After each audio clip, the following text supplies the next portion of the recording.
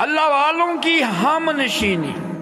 مولانا روم رحمۃ اللہ علیہ فرماتے ہیں یک زمانہ صحبت با اولیاء بہتر از 100 سالہ طاعت بیریا۔ اللہ والوں کی صحبت میں ایک گھڑی بیٹھ جانا 100 سال کی بیریا عبادت سے افضل ہے۔ ہم نشین صرف بیٹھا ہے، نہ کچھ پڑھا ہے، نہ کچھ تسبیح گیری ہے، صرف بیٹھا اللہ کے ولی کو محبت سے تک رہا ہے۔ یہ سنت ہے صدیق اکبر رضی اللہ عنہ کی۔ بزرگان دین جو کامیاب ہوئے انہوں نے اہل تصوف کی صحبت اختیار کرنے کے لیے میلوں کے سفر طے۔ ہمارے ادھر میاں رحمت علی رحمت اللہ، آپ کے مرشد ہے میاں شیر محمد مشرف رحمت اللہ، آپ ہر جمعے کو اپنے گھر سے گانگی شریف سے شرک پور شریف پیدل جایا کرتے تھے، پیدل تہجد پڑھ کے چل پڑتے پیدل مرشد کی بارگاہ میں۔ مرشد کے پاس جانے سے کیا ملتا ہے؟ یہی ملتا ہے خدا کا قرب دیتی ہے محبت پیر خانے کی۔ جس کو قرب خدا چاہیے وہ پیر خانے سے محبت کرے، آستانے سے۔ بعض لوگ کہتے ہیں کہ میں اپنے پیروں کے پاس جا رہا ہوں، اس کو کئی لوگ نفرت کی نگاہ سے دیکھتے ہیں، یہ شرک کرتے ہیں، بدعت کرتے ہیں۔ کیا شرک کیا؟ ہم نے بہت سے صوفیہ کرام کی صحبت اختیار کی، ان کے پاس گئے، انہوں نے کلمہ شریف کے ورد کی محفل سجائی ہوئی ہے، لا الہ الا اللہ کا ورد خود بھی کر رہے ہیں اور اپنے آنے والے کو بھی لا الہ الا اللہ کا ورد کرا رہے ہیں، خود بھی اپنے دل پر الا اللہ کی ضربیں لگا رہے ہیں اور لوگوں کو بھی الا اللہ کی ضربیں لگا رہے ہیں، خود بھی اللہ اللہ کر رہے ہیں، اس میں ذات کا ورد کر رہے ہیں، جو پاس آئے ان کو بھی اللہ اللہ کرنے کا سلیقہ بتا رہے ہیں۔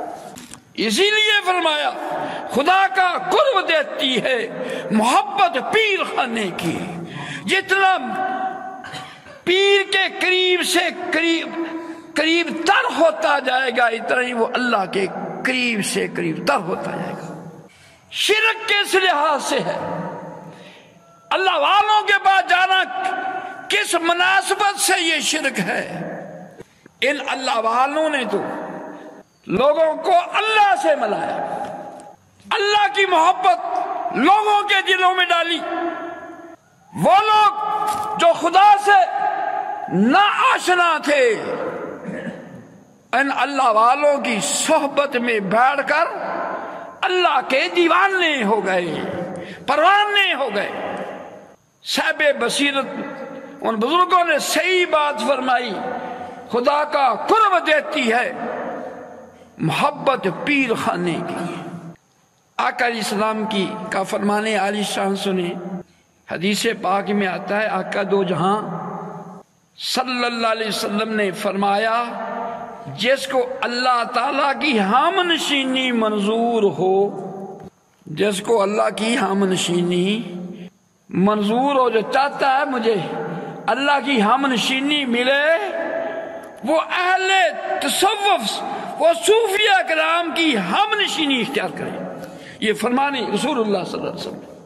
آج اس عمل کو شرک سے بدعت سے منسوب کیا جاتا ہے، حالانکہ آقا علیہ السلام کا فرمانے عالی شان ہے جو چاہتا ہے مجھے اللہ کی ہم نشینی، مجھے اللہ کا قرب ملے، تو وہ صوفیہ کرام کی ہم نشینی اختیار کرے۔ آقا علیہ السلام سے بڑھ کر کس کی بات ہو سکتی ہے؟ آقا علیہ السلام سے بڑھ کر کون توحید کو جانتا ہے؟ توحید ملی تو اس در سے ہمیں ملی، اللہ ملا تو اس در سے ملا۔ اگر یہ شرک ہوتا، صوفیہ کرام اللہ والوں کی صحبت میں بیٹھنا شرک ہوتا تو آقا علیہ السلام ایسے فرماتے؟ آپ تو کتنی عظیم بات فرما رہے ہیں، جس کو اللہ تعالیٰ کا ہمنشین بننے کا شوق ہو وہ اہل تصوف صوفیہ کی صحبت، ان کی ہمنشینی اختیار کرے۔ یہ میں نے آقا علیہ السلام کا فرمانے علی شرح سنایا آپ کو۔ اب امام احمد بن حنبل رحمت اللہ علیہ کی بات آپ سے کہا گیا کہ صوفی لوگ مسجد میں بلا علم کے بیٹھے ہیں۔ صوفی لوگ مسجد میں یا تو وہاں پر کوئی مدرسے میں تو یہ ہوتا ہے طالب استاد بچوں کو علم پڑھا رہا ہے، لیکن صوفی لوگ نہ کوئی کتاب کھولی ہوئی ہے نہ کوئی پڑھا رہا، بغیر کسی علم کے مسجد میں بیٹھے ہیں۔ تو آپ نے فرمایا کہ علم ہی نے تو ان کو مسجد میں رکھا ہوا، بٹھا رکھا ہے۔ مسجد میں وہی بندہ آ کر بیٹھے گا جس کو اللہ کا علم ہوگا، اللہ کی عظمت کو جانتا ہوگا، اللہ سے پیار ہوگا، اللہ کی طرف ہوگی۔ یہ ایک علم ہے۔ آپ فرماتے ہیں کہ علم نے ہی تو ان کو مسجد میں بٹھا رکھا، ورنہ وہ کسی جوا خانے میں بیٹھتے، وہ سینما میں بیٹھتے، وہ بازار میں بیٹھ کے گپے شپے مارتے، یہ مسجد میں بیٹھے ہیں۔ یہ علم کی وجہ سے ہی ان کو علم حاصل ہوا ہے، ان کے پاس علم ہے جس کی بنا پر مسجد میں بیٹھے۔ اور وہ فرمایا کہ یہ صوفیہ کرام ہر شخص ایک ایک ٹکڑے پر قناعت کر، اس کو ایک ٹکڑا بھی مل جائے گا الحمدللہ۔ دنیا دار چرگا مرغا کا کھا کے بھی الحمدللہ نہیں کہتا مزہ نہیں آیا، ٹیسٹ نہیں صحیح بنا۔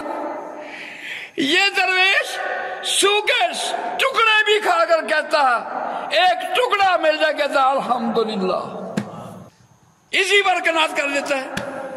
فرمایا پھر بھلا اس سے بہتر کون ہو سکتا ہے، اس بندے سے بہتر کون ہو سکتا ہے جو جس کو سوکھا ٹکڑا پر ہی وہ کہے الحمدللہ۔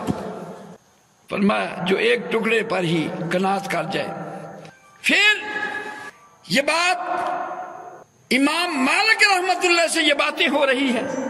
عرض کیا حضور یہ صوفیہ کرام مسجد میں خوب ناچتے کودتے ہیں۔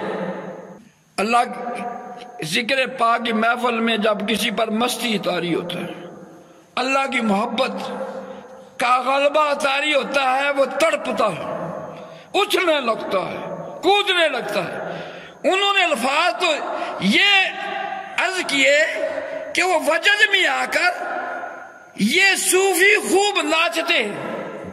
وجد میں عام لوگ اس کو ناچنا کہتے ہیں، اہل تصوف کہتے ہیں عشق الہی میں تڑپنا، تڑپ۔ اللہ تعالیٰ یہ پہلے تو صاحب بصیرت دعا مانگا کرتے تھے، رو رو کر دعا مانگا کرتے تھے، یا اللہ تڑپنے پھڑکنے کی توفیق دے، یا اللہ اپنی محبت میں تڑپنے پھڑکنے کی توفیق دے، دل مرتضیٰ سوز صدیق دے۔ یہ تو التجائیں کرتے تھے رو رو کر۔ اب کسی کو یہ نعمت مل جائے اس پر کے فتوے لگائیں، یہ مسجد میں کیوں اچھل کود رہے ہیں؟ یہ اللہ اللہ کرتے کرتے اس کے اوپر مستی طاری ہو گئی، اللہ کی محبت کا نشہ طاری ہو گیا۔ اس نشے میں، اللہ کی محبت کے نشے میں، اس کی جستجو کے نشے میں اس کے اوپر وجدان طاری ہوا، وہ اچھلنے لگا، کودنے لگا۔ تو آپ فرماتے ہیں تو کیا مذاق ہے اس میں کیا مذاق، کیا حرج والی بات ہے؟ فرمایا یہ اللہ تعالیٰ ہی کے لیے تو مضطرب ہے، یہ جو تڑپ رہے ہیں، اچھل کود رہے ہیں، کس لیے ہے؟ اللہ کے لیے، اللہ کی محبت کے لیے، اس کی جستجو میں، اس کے اندر، اس کی جستجو میں، اس کے لیے ہی، اس کی محبت کے لیے تو یہ तड़प रहे, उछल कूद रहे। फरमाया इसमें कौन सी हर्ज वाली बात है? आम बंदा फतवा मांग रहा है कि इनसे इमाम मालिक रहमतुल्लाह अलैह से। आपने फरमाया ये वजद में आकर जो उछलते कूदते हैं उनमें क्या हर्ज वाली बात है? तू फतवा लगाता है, इसमें क्या मजाक है? अल्लाह ही के लिए तो, अल्लाह की जुस्तजू में तो ही ये मुस्तरब हो रहे हैं, इसमें कौन सा मजाक है? इमाम मालिक रहमतुल्लाह उसका जवाब दे रहे हैं।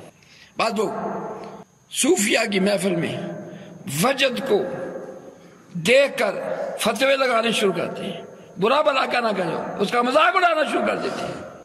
लेकिन इमाम मालिक रहमतुल्लाह इसका जवाब दे रहे हैं, इसमें कोई हर्ज वाली, ये तो बहुत ही बड़ी बात है कि बंदा इश्क़ इलाही में तड़प रहा, कौम पर रहा। फरमाया इन्नमल मोमिनून अल्लज़ीना इज़ा ज़ुकिरल्लाहु वजिलत कुलूबुहुम। फरमाया मोमिन की शान है जब उसके सामने अल्लाह का नाम लिया जाए वो तड़पने लगे।